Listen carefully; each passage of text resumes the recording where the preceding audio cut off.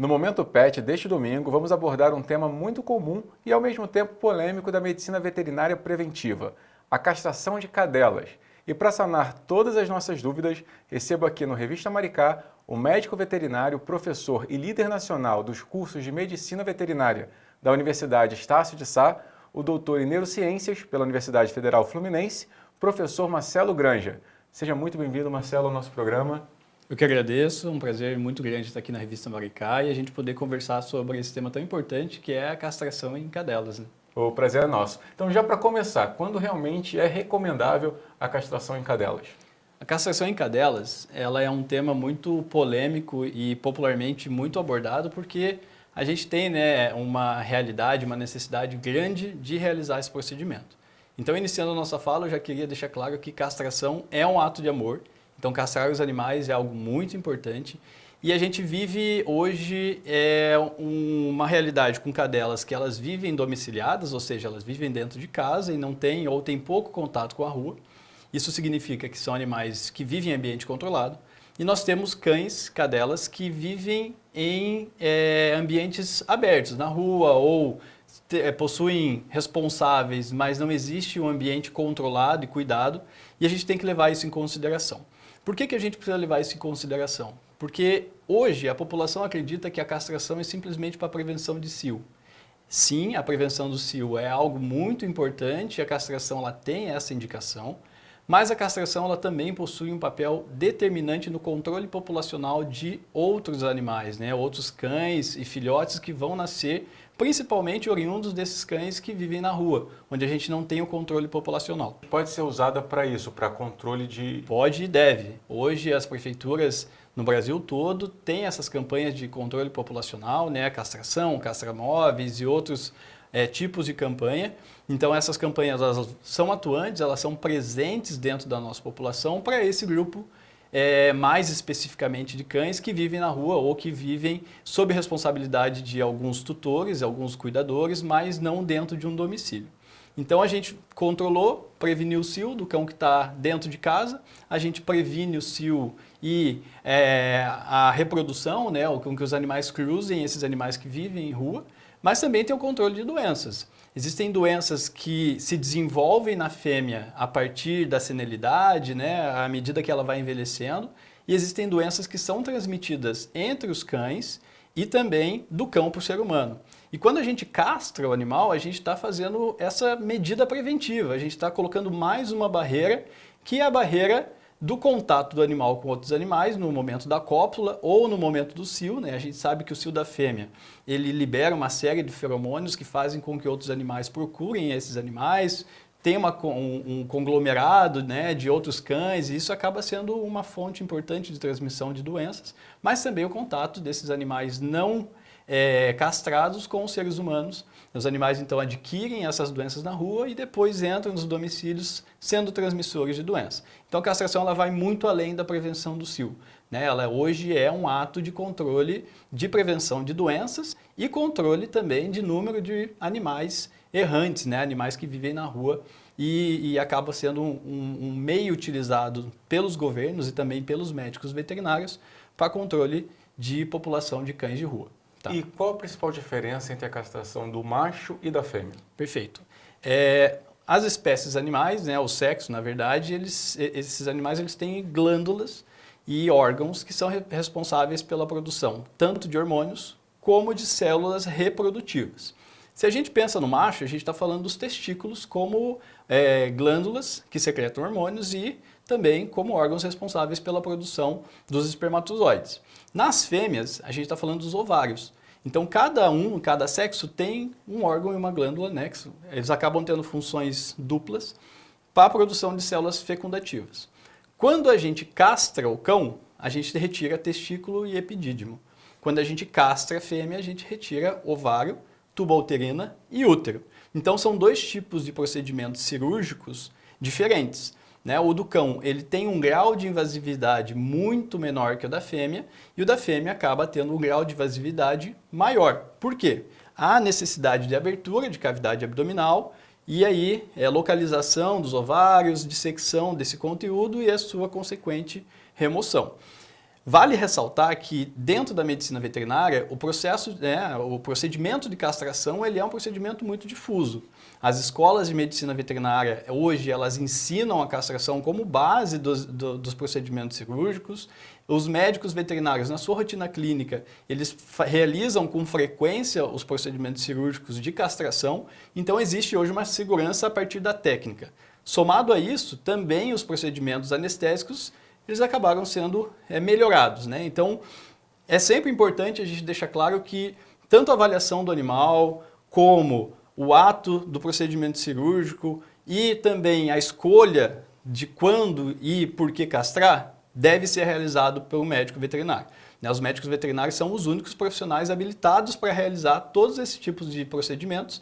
E aí, essas nuances de quando castrar, por que castrar, como castrar, é o médico veterinário responsável pela decisão. Perfeitamente. E desde a cirurgia, a operação, pós-operatório, qual o tempo médio de recuperação da cadela após passar por esse procedimento?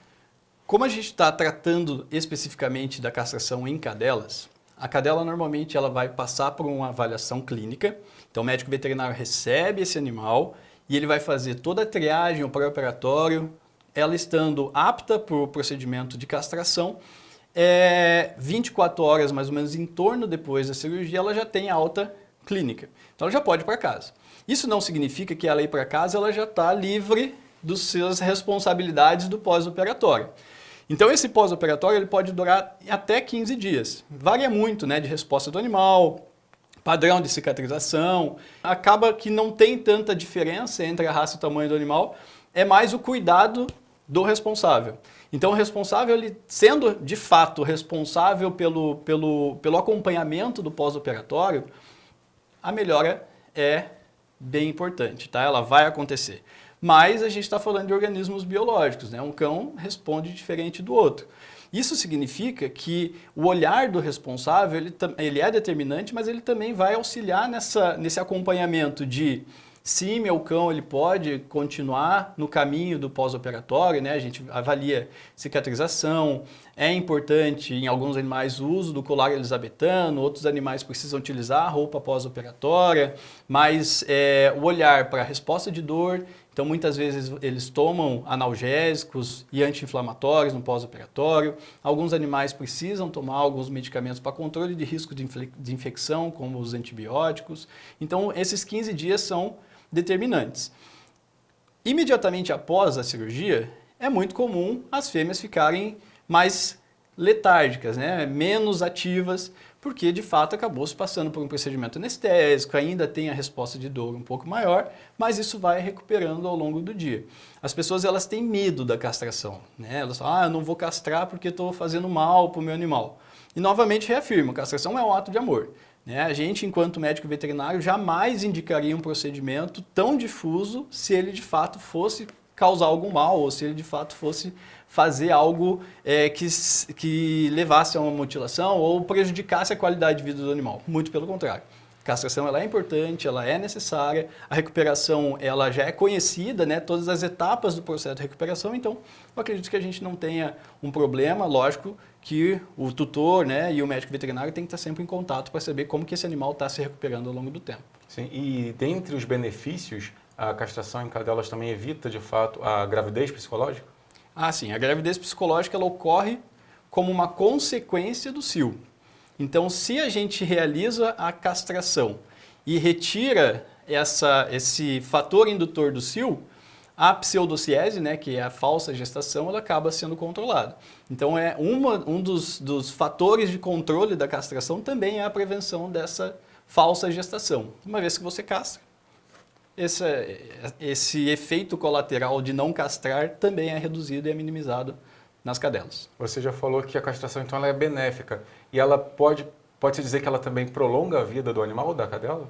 Imaginemos que você está realizando um procedimento que desse procedimento ele é um dos fatores que controla a ocorrência de algumas doenças, como tumor de ovário, tumor de mama e outras neoplasias que se desenvolvem em grande grupo de animais ao longo da vida da fêmea não castrada. Se você realiza essa intervenção, então você evita ou previne que essas doenças ocorram no animal. Uma vez que a doença está prevenida, ou você reduziu a magnitude da doença, o animal ele vai ter uma melhor qualidade de vida. Somado a isso, então, a expectativa de vida do animal tende a ser maior. É importante a gente ressaltar que a expectativa de vida do animal ela é determinada por várias nuances, né? Não somente castrar. Então, o tipo de alimentação que o animal tem ao longo da vida, a qualidade de vida que ele tem, o risco de doenças pré-existentes, as doenças genéticas. Então, são vários fatores que interferem em uma coisa, que é a qualidade de vida, mas o que a gente puder fazer para melhorar ou aumentar essa expectativa de vida, a gente faz. Uma delas é castrar. Tá? Então, a castração ela participa desse grupo de coisas que melhoram a qualidade de vida e a longevidade dos animais. E referente à parte comportamental, fala-se muito que o macho, quando ele é castrado, ele tende a fugir menos. Com a cadela acontece isso? Há alterações também comportamentais após a castração? Existem comportamentos que são do animal e existem comportamentos que eles são, participam da regulação hormonal.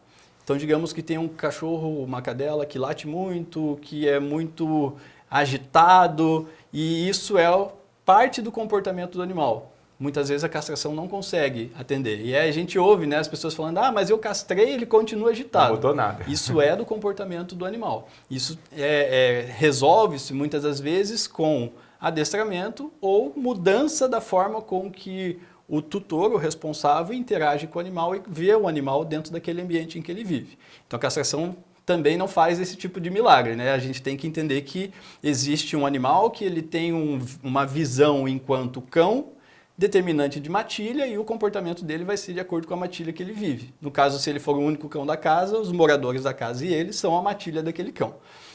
Isso ele não vai conseguir, a castração não vai melhorar. Mas outros tipos de comportamento, como o caráter exploratório, a agitabilidade dele no tato, na docilidade com o tutor ou com os outros animais, a castração resolve bastante. Então a gente tem que entender o que a gente quer, né? Castrando. O que eu quero quando eu castro o meu animal? Eu quero ter um cão que vai apresentar menos doenças, um cão que vai ter melhor sociabilidade entre eles e também com a minha família, um cão que vai ser menos agressivo, por muitas vezes a castração melhora. Vou castrar aqui, tudo bem, é o que eu espero do procedimento. Mas agitabilidade, latido, aí a castração não vai fazer esse milagre. Né? É importante procurar um responsável, né? Um médico veterinário ou um profissional que trabalhe com adestramento e também se entender enquanto dono do animal e o animal ele me vê de que forma dentro de casa. Essa relação que a gente tem que tomar cuidado nesses casos em específico. E após a castração, Marcelo, é necessário alguma mudança na alimentação, algum cuidado maior? Há diferença de animais castrados, não castrados, referente à alimentação? A gente ouve bastante, né, que castração leva à obesidade dos animais. Isso é uma verdade em partes. Por quê?